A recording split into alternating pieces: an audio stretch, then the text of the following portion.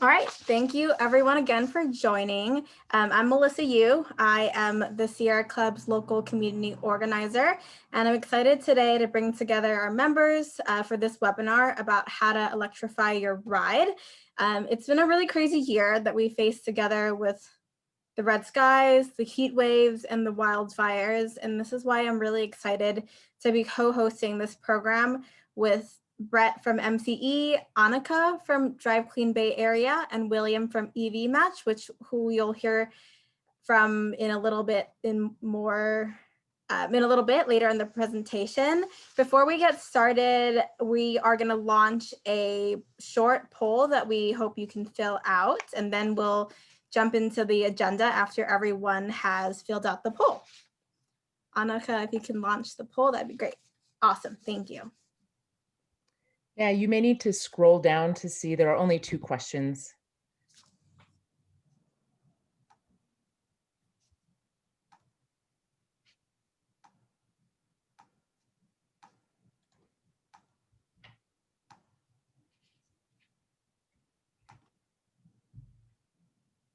I don't see it myself. Can you tell us again where that poll is? So it should be coming up on your screen. There are 2 questions. Do you own or are you considering purchasing or leasing an electric or plug-in hybrid electric vehicle? And what is the primary reason that you are considering an EV? I see 14 out of 18 people have voted. I'm going to go ahead and end the poll right now. Were you able to find it? No, but that's okay. Okay, sometimes these polls pop up like behind your screen. I mean, that's the only possibility I'm thinking. Okay. I'm going to end the poll now. Okay. All right. Thank you, Annika.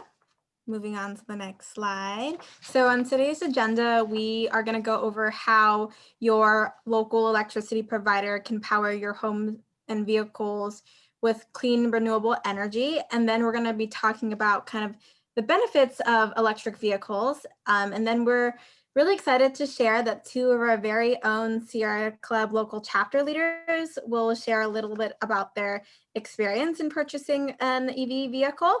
And then we'll dive into kind of the nitty-gritty process of switching over to EVs, and we'll finish with a Q&A session. For this webinar, we are going to be recording the whole session, so no need to frantically take notes. We'll send out the recording and then all of our contact information in an email afterwards. So without further ado, I'm going to pass it over to Brett from MCE to kick off the program. Thanks, Melissa. Hi, everyone. My name is Brett. I work with MCE, which is a local community choice energy provider, which I'll talk about in more detail. What is a CCA, community choice aggregator, and where does MCE serve? I manage MCE's electrifying transportation programs, which we have many, and Annika later will talk about our EV rebate as one of those programs. So first I want to start off and talk about how does your electricity service work. Folks on the line are all over from the Bay Area, and I can get into who serves you in your local jurisdiction. But in general, the photo you see here is how electricity service works if you are served by a community choice aggregator as well as by an investor-owned utility or an IOU. So all electricity, all of your customer bills include both a generation and a delivery service. And so a community choice energy provider takes over the generation side of the service from an investor-owned utility like PG&E and procures cleaner energy sources. The investor-owned utility PG&E still delivers the electricity as well as your bill while maintaining the grid. And you, the customer, get choice for more renewable electricity. It's locally controlled by your local energy provider as well as your local elected board, and competitive rates. We think all of these things are really important benefits for a CCA, in particular the local control. Instead of money revenue that's going to shareholders, which is what happens in an investor-owned utility, the revenue above costs for a CCA stays in local communities and reinvested in programs like we do at MCE. Next slide. So MC work has been very erratic when it comes to doing calls and doing meetings and stuff. So that's another thing. I don't have a MCE's mission is to address energy-related greenhouse gas emissions and respond to climate change. So when we first launched, that was certainly related to renewable energy and energy efficiency for your homes, but also now, of course, as electric vehicles are on the market, that's also helping our customers change from fossil fuel vehicles to cleaner electric vehicles. We also are responsible for providing cost competitive rates, providing economic and workforce benefits for the communities we serve, and making sure the benefits we provide increase the equity in the communities that we serve. Next. So MCE was the first CCA formed in California. We were formed in 2008 and actually launched and served our first customers in 2010. And as you can see by my background here on Zoom, we are now in our 10 years of service. We're serving close to 500,000 customers, which is a household or a business or a public agency, for example. So we're serving well over 500,000, but those are the types of customer accounts that we are serving. And you go in the next slide. MC is serving 34 member communities across Marin, Contra Costa, Napa, and Solano counties.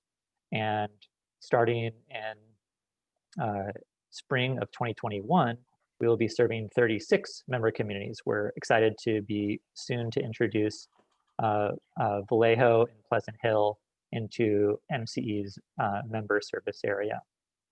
And so what does that mean? If you are in our service area, or if you're in the service area for any CCA, you automatically, by default, get the electricity generation from that CCA while still getting your bill and electricity delivered by your investor-owned utility, which for Northern California is PG&E. Next slide. So there are CCAs all over California. There are currently over 23 CCAs serving California residents, which includes over 200 jurisdictions and over 10 million customer accounts. And in fact, every Bay Area county is served by a CCA.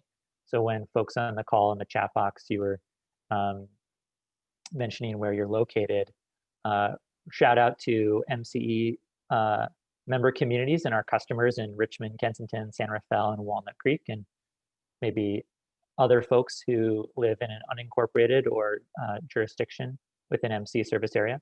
And for the folks that live in San Francisco, you're served by SF Clean Power. If you live in Oakland or Castro Valley in Alameda County, you're served by East Bay Community Energy. And then there are also CCAs in the South Bay Peninsula Clean Energy, as well as San Jose Clean Energy. So the map on the side and the link provided below will be sent out in the slide deck. And if you're not sure if a CCA serves you, I would encourage you after the presentation to click on that link, calcca.org/powered, and you type in your zip code and you can see if a CCA currently serves you and how they're serving you and what they're offering. One more thing about CCAs I just want to mention is that sometimes folks will say, oh, we're just buying up existing contracts for renewable electricity. But in fact, that is not true. That's a big myth. CCAs are actually providing much more renewable electricity than the investor-owned utility. And in fact, we have signed contracts, particularly long-term contracts for over 3,600 megawatts of new renewables. And if you go to the calcca.org website, you can see where those contracts are located and where those projects reside. For example, with MCE, we're providing just in our default service, not our 100% renewable, but our light green 60% renewable service, we're providing 2 times more renewable electricity to our customers than PG&E is. Next slide. So how does that relate to electric vehicles? Well, I mentioned our mission, and for all CCAs, our mission when we started was to reduce the climate change impacts of energy on the grid and deliver it to customers. And when we started, electric vehicles were sort of up and coming. They weren't really the reason why we started. And certainly buildings were the largest share of greenhouse gas emissions in terms of California's climate impacts. But that has since shifted, and Annika will talk about in a second. But CCAs are helping you provide and plug in to clean energy for your home and your vehicle. And in fact, gas, if you're talking about your vehicle, is 2 times more expensive than MCE's 100% renewable electricity product. And you can see in this graph below that in fact, if you switch from a gas car to an electric car on 100% renewable electricity, you're actually saving $650 in fuel costs. So, you know, this is just evidence that if you see the sort of shift in the way renewable energy is coming onto the grid, renewable energy is much cheaper than gasoline. And it's all coming from, for our 100% renewable product, it's all coming from California. Next slide. And so how can you do that? You can enroll by opting up into MC's 100% renewable offer, or there's 100% renewable offers for all CCAs, and you can check those out with your local CCA. You can also enroll in the EV rate. This is a time of use rate. There are 3 tiers in this time of use rate, but this provides you an option to not only charge your car, but also have other appliances and electricity running on your home to be the cheapest between midnight and 3 p.m. And that's when there are more renewables on the grid, particularly from the 10 a.m. to 3 p.m. hour. And it's also when electricity is the cheapest and most greenhouse gas free. So those are my slides in introducing MCE and CCAs. We're really happy to be partnering to help transform and get more EVs on the road across our service area and work with all of our CCAs as collaborators to get more EVs on the road across California. And right now, for those that might be a little skeptical, there are over 726,000 California residents who have EVs driving electric vehicles on the road today. So this is not a niche thing. This is becoming very mainstream. And Annika at Drive Clean Bay Area will talk a little bit more about EVs and how they could help you.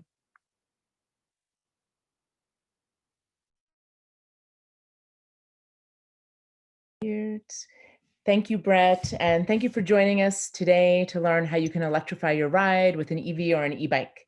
I want to thank Sierra Club and MCE for hosting this event. My name is Annika Osborne, and I'm with Cool the Earth. We're a nonprofit, environmental nonprofit with a mission to reduce carbon emissions and air pollution. So we run our education and engagement programs in schools nationwide, and our Drive Clean Bay Area campaign in workplaces and for the community, like this event today. Next. So we'll start talking about why it's important to make the switch to driving electric. So collectively, we can look at the importance of reducing our fossil fuel usage because of the climate crisis, poor air quality, and for environmental justice reasons. And individually, when you switch to driving electric, you'll save time, money, and enjoy an enhanced driving experience. Next. We have a couple of questions throughout this presentation, and we'll use Zoom polling again to administer these. So the first one, what % of greenhouse gas emissions do passenger vehicles account for? What do you think? Let me launch this poll.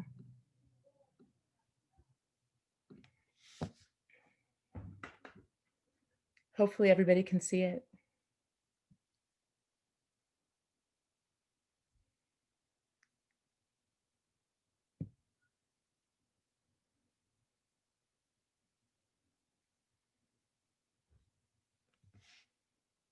I'm going to wait about 5 more seconds. Okay, we have about 80% of people who have voted. I'll share the results. So most people put down 21 to 30%. Next. So it's about 35%. Let me stop sharing. So when we switch to driving electric and plug into clean energy like MCE Deep Green, we can cut our individual carbon footprint in half. Next. So here's a breakdown of California's greenhouse gas emissions. So we can see that transportation now is like the greatest piece of the pie. It used to be electricity, but because we're getting such clean electricity now, it's switched over to transportation. So out of that 41% of transportation, individual passenger vehicles account for about 80% of that transportation.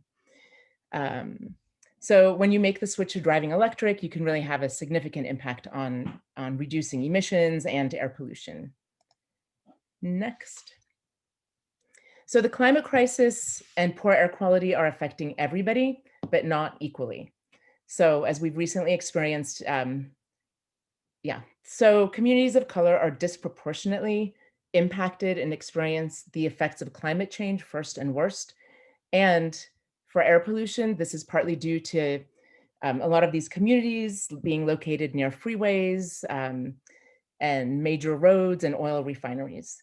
But the good news is that people are starting to notice, speak out, and take action. And we need to continue to get the word out about environmental and social justice, which go hand in hand. Next. All right, we have another question. So another reason for switching to electric is that you can save money driving electric. So for many people, deciding which car to buy comes down to finances. I know it did for me. So I'm going to launch another poll. Do EVs have a lower total cost of ownership compared to gas cars? Simple yes, no question.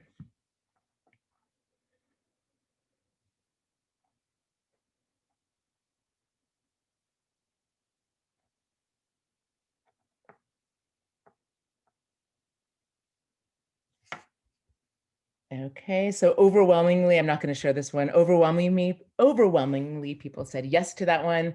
I guess I kind of set it up that way. So yes, they do have a lower total cost of ownership. Some reasons for this is, the battery prices for EVs have dropped dramatically in the last several years.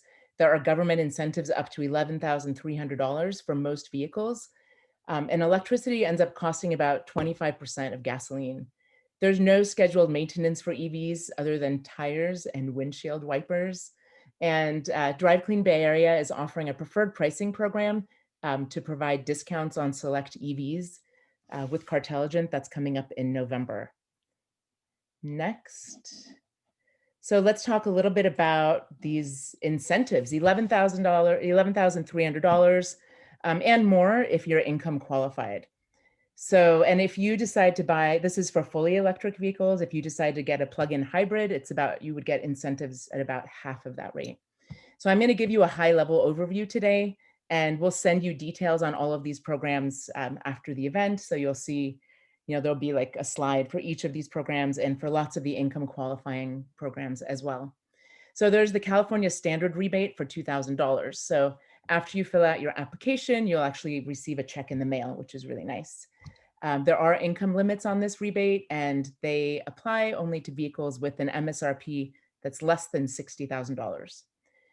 PG&E offers their clean fuel rebate of $800. And if you're not with PG&E, you should check with your utility to make sure to see if they have an additional rebate. This will also come as a check in the mail. So the federal tax credit is a little bit different. It's claimed when you file your taxes, and it does not take the form of an upfront rebate. So it is currently not available for Teslas or the Chevy Bolt. This tax credit is for purchase only, but some dealers will take it off the lease price as well. So if you end up talking to a dealer, make sure to negotiate for that or push for that. Yes, this one's great. You can apply for the Clean Air Vehicle Decal, which gives you access to the HOV lane as a single passenger. It will give you access for 3 years. This is the reason for a lot of people who commute decide to lease an EV, because they can, after 3 years, they can get a new EV and get a new decal to shorten their commute. Let's see. So EVs offer a great driving experience. It's really fun to drive electric. What I really like is when I get on the freeway, it's really, easy. I can quickly accelerate and I can maneuver easily when I'm changing lanes.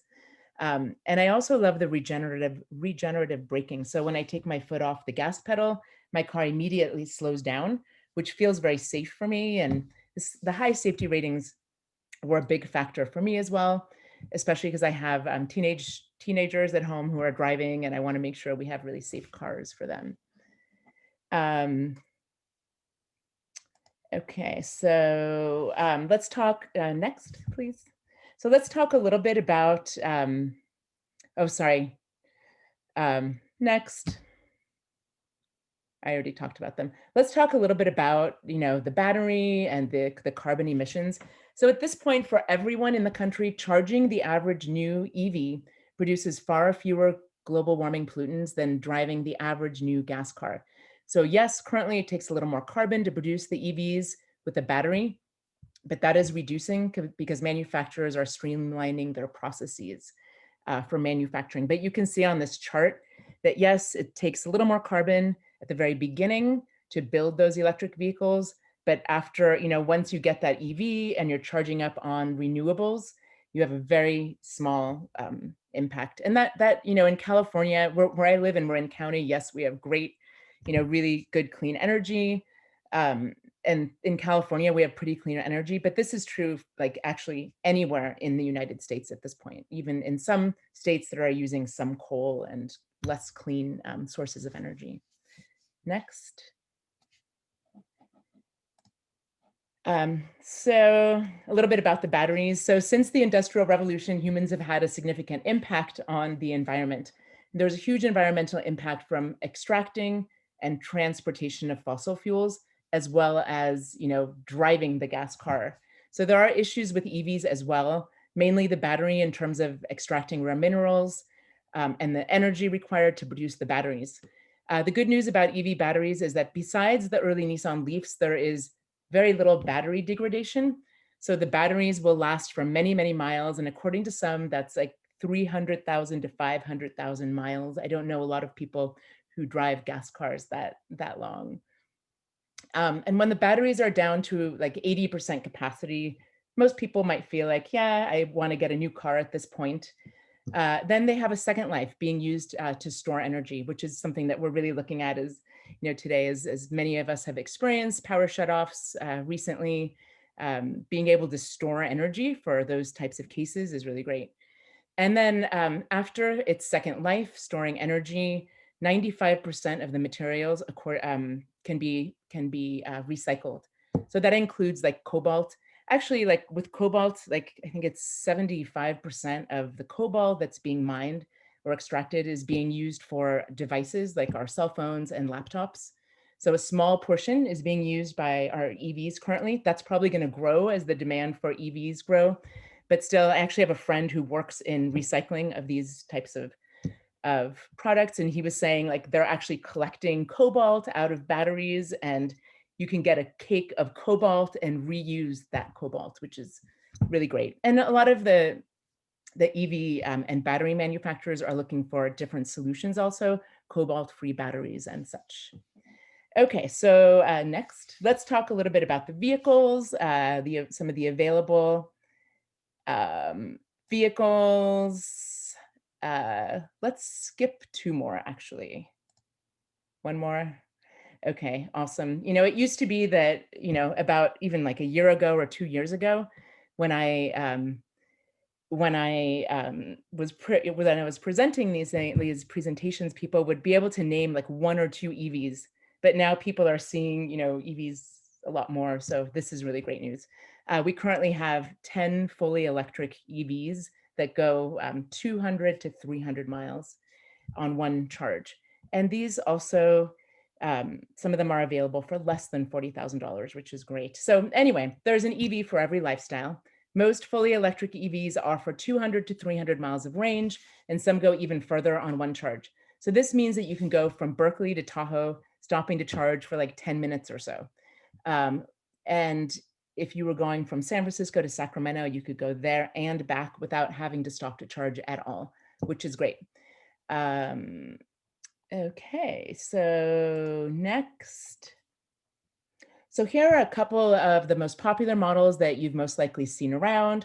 all available for less than $40,000 before incentives. The Tesla Model 3, the Chevy Bolt, and the Nissan Leaf. You can actually get the Tesla Model 3 for $35,000 if you go into a showroom and order it through them. It's actually one of the cheapest EVs out there, which is most people don't know. I will let you know the founder of Cool the Earth and Drive Clean Bay Area actually drove from California to New York in her Tesla Model 3 this summer. She didn't want to get on an airplane because of COVID-19. So she drove there and back with no problem at all. Next. So we have a couple of special people with us today who are going to talk a little bit about their EV experiences. So Lisa Park, why did you choose a Chevy Bolt, and what has your experience been driving electric? Well, I chose a Chevy Bolt because my friend had one, and he knew all about them. So what happened was my gas car got rear-ended and was totaled, and this was in September, and I suddenly needed a car, and I knew my next car I wanted to have be all electric. So I didn't really look around at other options just because my friend was all about Bolts and I knew nothing. So I'm like, great, I'll do that. So I bought this in Daly City. It's a 2017, so it was used. I really love it. It's quiet, it's smooth, it feels safe. I love how clean it is. I keep passing my old gas station thinking, oh, I must be, you know, probably need gas now. Oh, no, I don't. Just yesterday, I got my home charging station installed, and that seems to be working well. So I'm really happy with the car, and I am glad I did it. Very, very glad I did it. A couple things to mention. I didn't get any rebates of any kind, no discounts at all.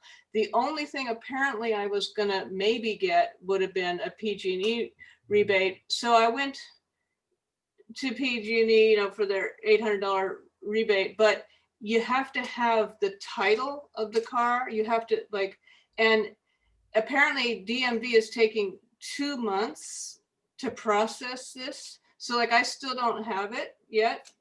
So, it's just been sort of frustrating. So I just feel like it's a little deceptive, all this discussion about how you're going to get so much money back. I didn't get any money back.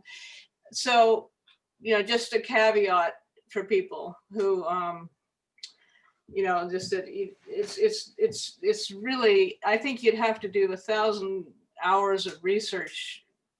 To me, it seems like if you were going to get any discount, because I was not able to.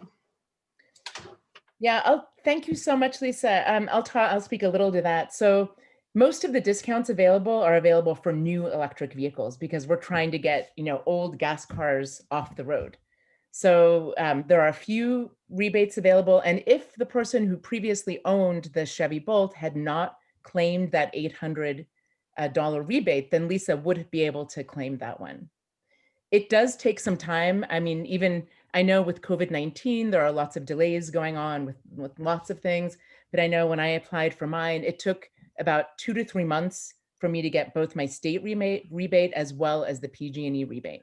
First, you have to kind of wait until you get some documentation and such. And so you don't get that, we're actually, some of the people in our organization are trying to work in the legislative area to try to pass programs where they give you the rebates up front, right when you buy them. And it would be so nice if this process were streamlined. So yeah, something that we're working on for sure, and something that everyone can advocate for, because it truly is, a lot of hoops to jump through for sure. But it is great when you end up getting those rebates for sure.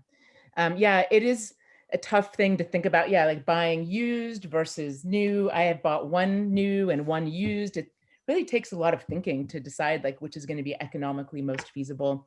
I know right now there are some amazing lease deals on the Chevy Bolt. I have a friend who 2 weeks ago put down $4,000 on a Chevy Bolt. She'll get back $2,800 in rebates, and she's paying less than $150 a month for her lease. which is incredible.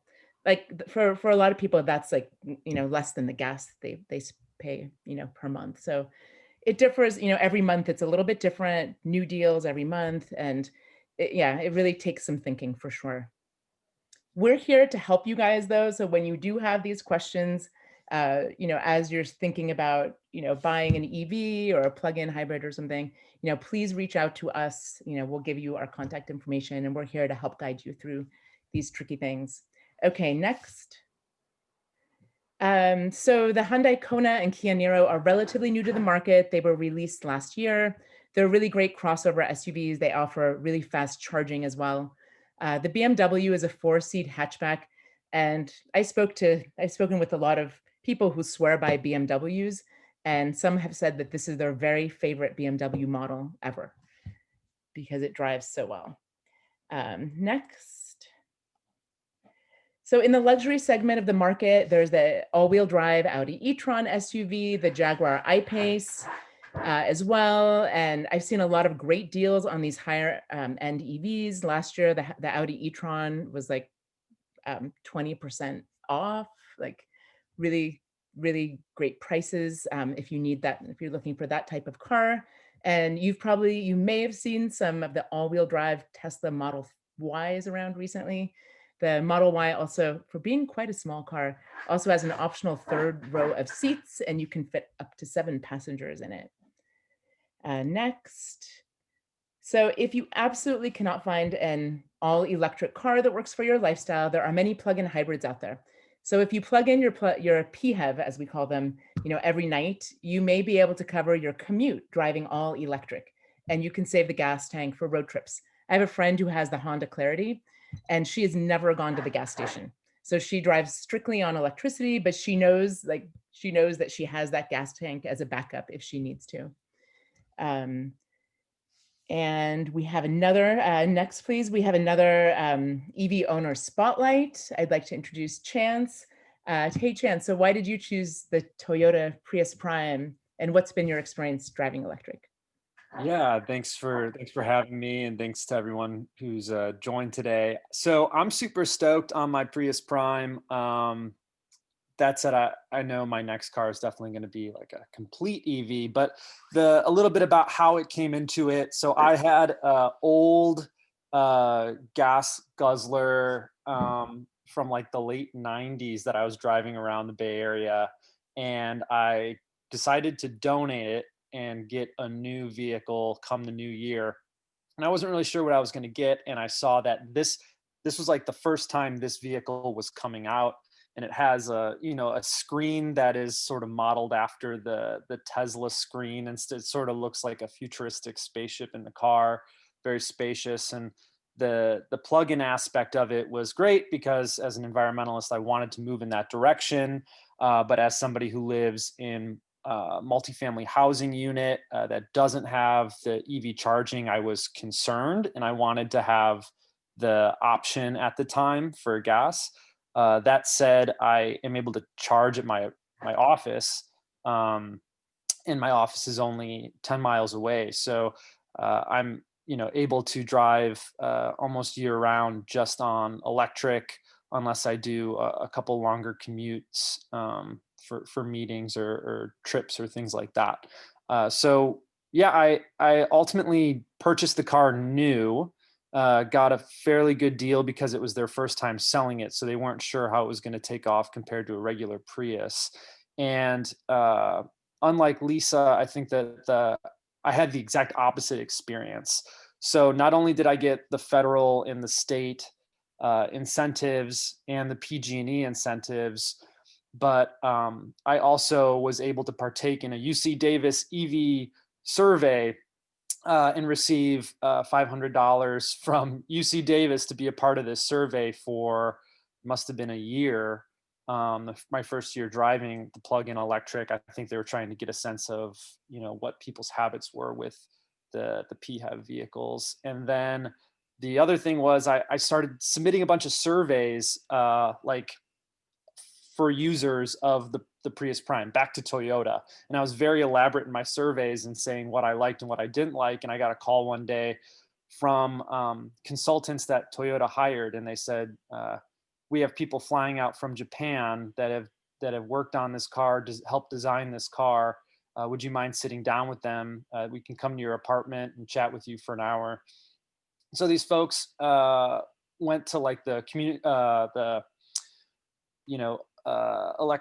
consumer electronics show in Las Vegas, and then flew into San Francisco and drove to my apartment and paid me another, it must have been $250 or $500 to sit with me. It ended up being the designer of this very car. He had a translator, but yeah, it was like a really wild experience. That's probably a bit of a one-off, but it definitely showed that people are really trying to be intentional about the cars that they're creating and the cars of the future. And they were shocked that, it's supposed to get 28 miles of range electric, but it's based on driving preferences. So I'm getting closer to 40 miles of electric. And so that with my, the gas, I have a range of nearly 660 miles. So I've, never worried about running out of fuel at any point in time. And at the same time, it's only through the pandemic and not going into my office that I've had to dip into the gas. And so this year I have spent $50 on gasoline. But that said, it's still only $50 on gasoline. So yeah, I had a fantastic experience with it. But as I said at the start, I think I'm definitely going to buy an EV, a full EV next time around because the charging is ubiquitous. Thank you so much, Chance. Next. Okay, so if your family requires a larger car, the Chrysler Pacifica minivan and the new all-wheel drive Toyota RAV4 Prime offer great utility. They have a decent amount of electric range, 33 and 42 miles respectively. Okay, next. And then there's another, oh, sorry, so, okay, great. Okay, this was, oh yeah, great. Sorry, there are 3 exciting SUVs coming out at the end of this year. They're saying at the end of this year, maybe at the beginning of this year, the Volkswagen ID4, the Ford Mach-E, and the Volvo XC40 Recharge. I know the Volkswagen, this is like one of many EVs that they're going to be releasing over the next few years. People have been super excited about the kind of iconic Ford Mach-E that's coming out. It's a beautiful car. I saw it at the car show last year. And, the Volvo offers a lot of great utility also. Next. And then there's the Rivian, which is a new car company that is offering only electric vehicles. It's the Rivian SUV and truck offer exciting new technology and utility. They're beautiful cars with high range, and they're both all-wheel drive. And what I like about these cars is it answers the high consumer demand for both SUVs and trucks. They had a car show. They brought some of these out to the Bay Area last year, and I was lucky to go and check them out. And I just have to say this, if there are any campers out there, I love to camp. And if you get that truck, there's this like swivel table that you can pull out behind the cab, and it has an electric cooktop there for you. So no more propane, cooking. So you can just cook off of the battery of the Rivian. Pretty cool. Next. So if you're not quite in the market for an EV, an e-bike might be right for you. Instead of hopping into a gas car, you can try commuting or running errands around town with an e-bike. So these are 0 emissions, they're really fast and super fun, and there are lots of different models to choose from. Next. So let's talk a little bit about how to EV. Next. So we'll start by talking about charging at home and on the road. So people get worried about charging on the road, but for many people, 90% of all charging is done at home. There are 3 levels of charging. Level 1 gives you about 5 miles in an hour of charging by simply plugging into a 120 volt wall outlet. So this is a no-cost solution to home charging. You don't need an electrician, you just plug it into your regular outlet. And while 5 miles an hour might seem really slow, you can collect 40 miles overnight. which is a good amount of charge. In the Bay Area, the average person drives 23 miles a day. So really level 1 works great for most people. And if you drive more, a good option is to see if you can charge at work. So workplace charging is awesome because you're parked there all day long most of the time. And it is also when solar energy is most plentiful. So you can use all of those renewables off the grid, which is awesome. So if you can't charge at work, you may want to upgrade to a level 2 charger at home. You'll get about 25 miles in an hour, so you can easily get a full charge overnight. There are also many level 2 public chargers that you can use, some of them free, when you're around town, grocery shopping, running errands and that sort of thing. And then level 3 charging is for charging on the road, and it's the fastest charging available. You can charge up to 300 miles in an hour.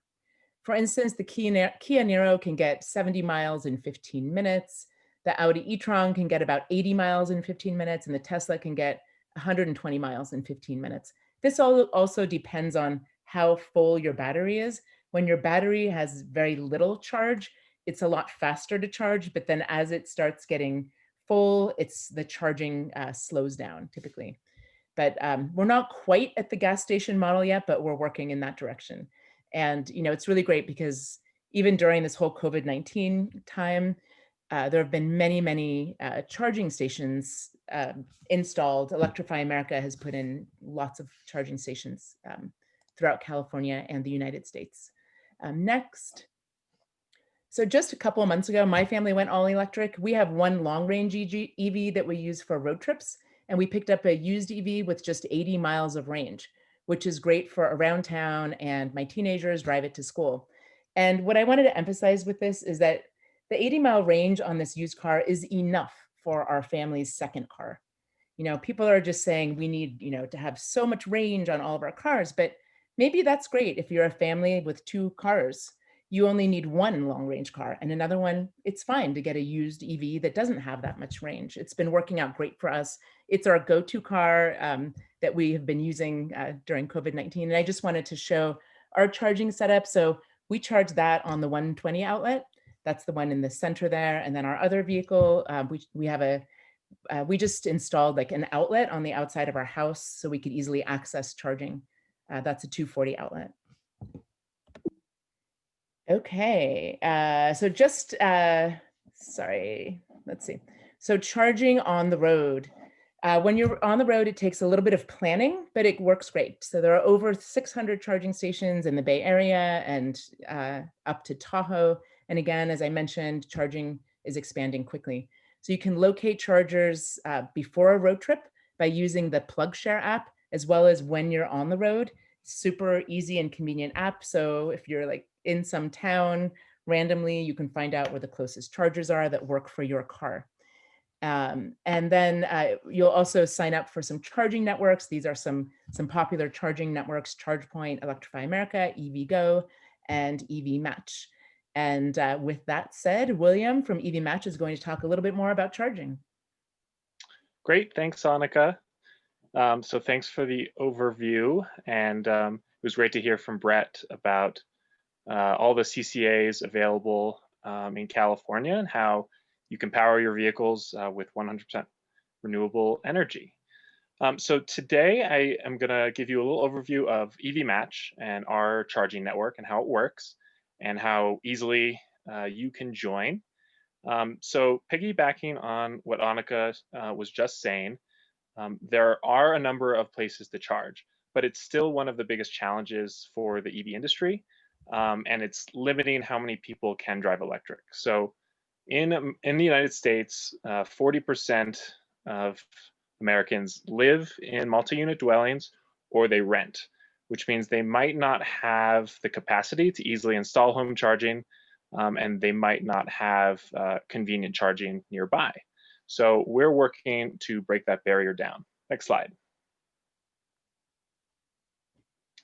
So to drive the mass adoption of EVs, we need more public charging that's convenient, affordable, and we decided to make a reservable charging network. So that means with our app-based service, you sign up for free and you can leverage the sharing economy. It's just like Airbnb or Lyft. So anyone with a home charger or business charger can list it for rent on our network. They can monetize it so that the driver is paying for the electricity that they consume. And then drivers can easily search our map and reserve a charge in advance so that they can reduce their range anxiety, and it's easier for anyone to comfortably drive electric. Next slide. All right, here's how it works. So charging hosts can simply list their home or business charging station on EVmatch. It would show up as a pin. They input station details. Next slide. Station details, one more, sorry. Yep, station details including the charger location, availability, and access price. Next slide.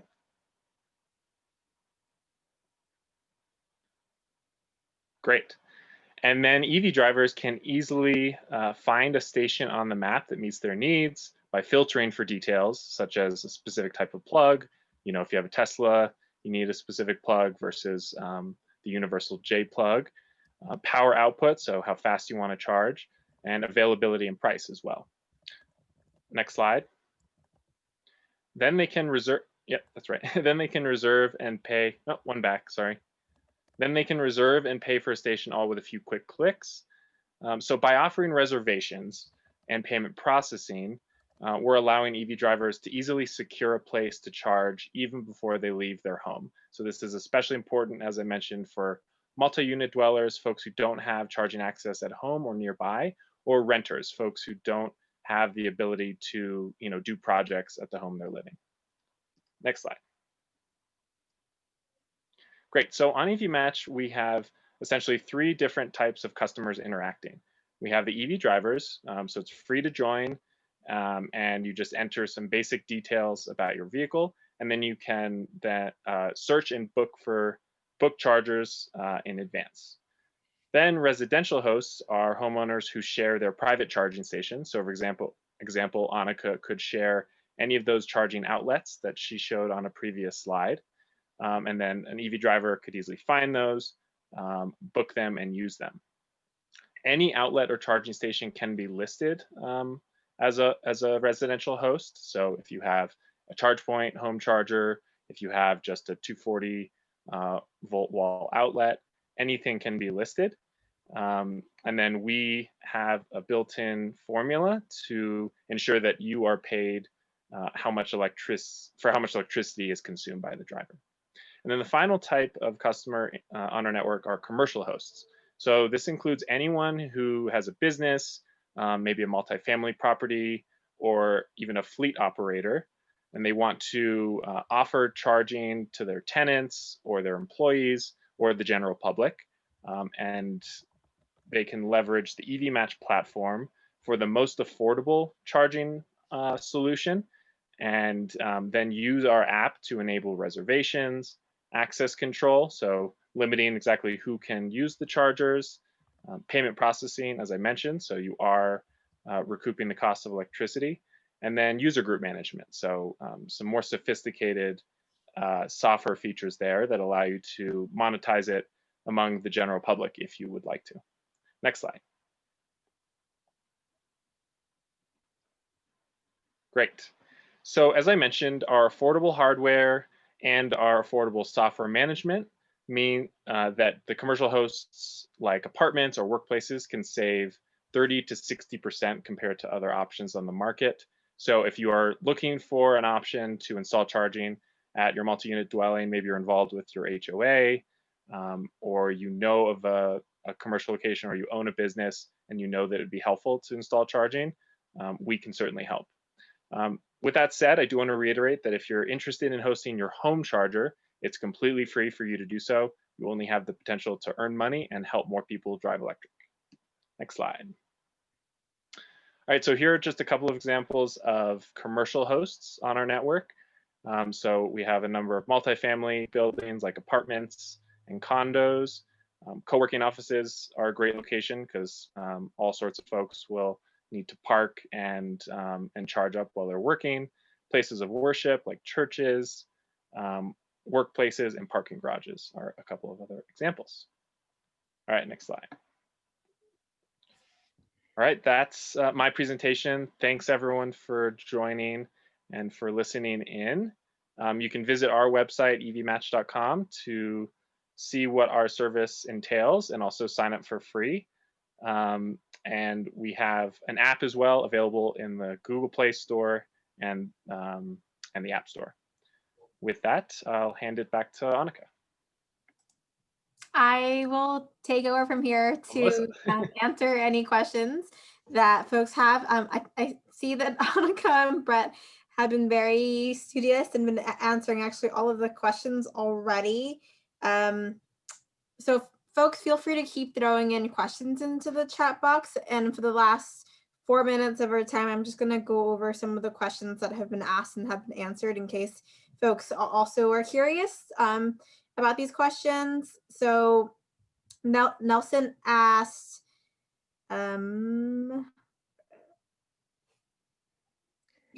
asked Brett about the CCA presentation that he gave in the beginning. He asked, and he said that all of the CCAs give a 100% renewable option, but when he had tried to get into the most renewable option of East Bay Community Energy, he was told it was closed to members, and Brett had answered that he can opt into 100% renewable with East Bay Community Energy anytime.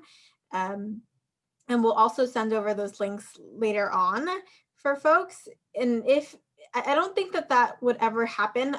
The only possibility that it would be closed to new members if potentially you had tried to, and correct me if I'm wrong, Brett, if you had potentially tried to sign up for PG&E's solar program, 100% solar program, because that program is limited capacity.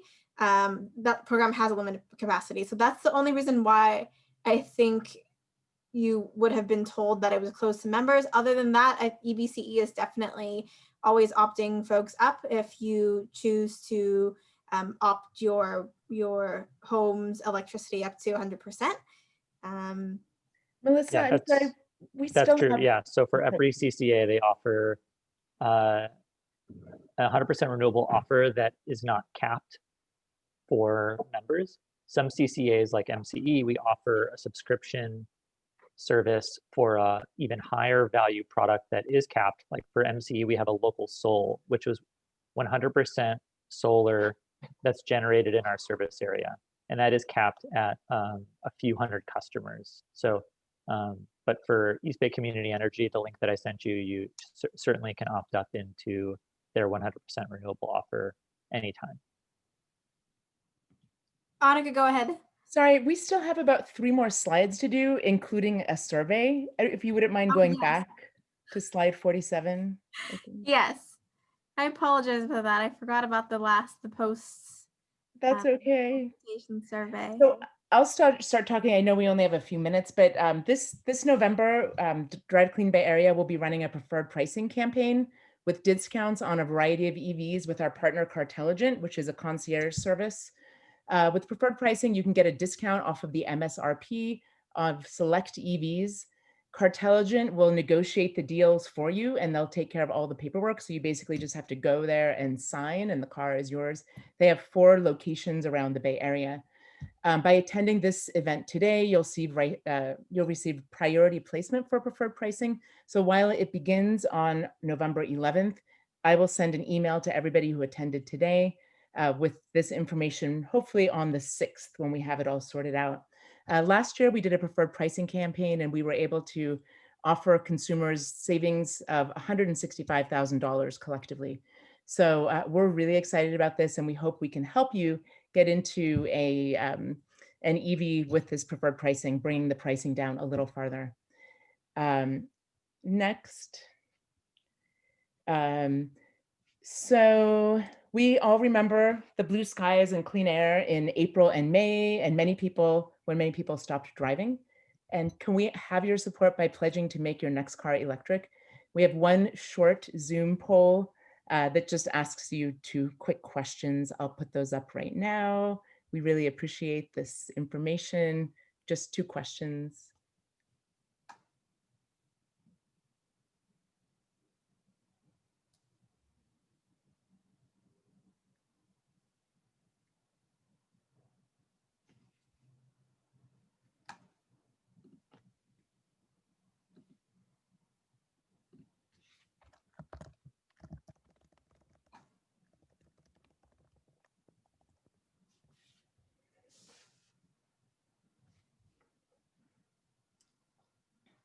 Okay, about 85% have voted, 90%. Thank you so much for taking the time to complete that quick survey. And then, sorry, back to you, Melissa. Thanks, Annika. So we're actually, I apologize for that. We are actually at 101 right now. And so we are past time. I don't want to take up any more of the time that you are putting into this. We really appreciate you all joining us. If there are folks that want to stay on and ask us questions, feel free to throw it in the chat, and then we'll make sure to send it all out via email, all the questions that were asked. So if folks can see what kind of questions have been asked, and maybe that was what you were hoping to ask as well. But thank you everyone for joining us. Thank you, William. Thank you, Brett. Thank you, Annika and Chance and Lisa. We appreciate you all. Thank Thanks you very for much. hosting.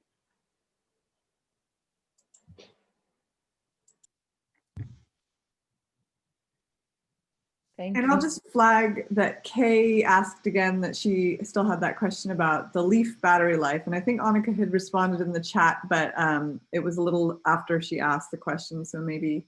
Yeah, sure. So some of the, Nissan was amazing by putting out these cars early on. They did have some battery degradation issues on those early models, but they've resolved those issues. So yeah, I do know there are some people who bought those early Leafs and they're trying to replace those batteries with new batteries. And it sounds like there is a market for that, and that there is, I don't know exactly the details, but it is possible to replace that earlier battery. I hope that answers your question, Kay. Yes, thank you. I hadn't seen that you had replied. Thanks. Okay, no worries. Okay, so will the preferred pricing next month be cheaper than buying in the Tesla showroom? No, because unfortunately, Tesla does their own thing. So you buy online or in their showroom. Buying in their showroom and asking for that $35,000 deal, that means you don't get autopilot. But we can't include them in our preferred pricing campaign because they do everything online.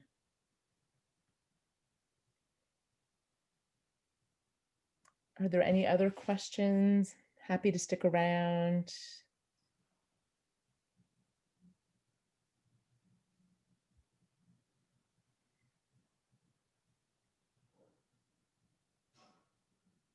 I think that's it. Thank you, everyone. I'm going to Thank you. end the meeting. Thanks, Melissa.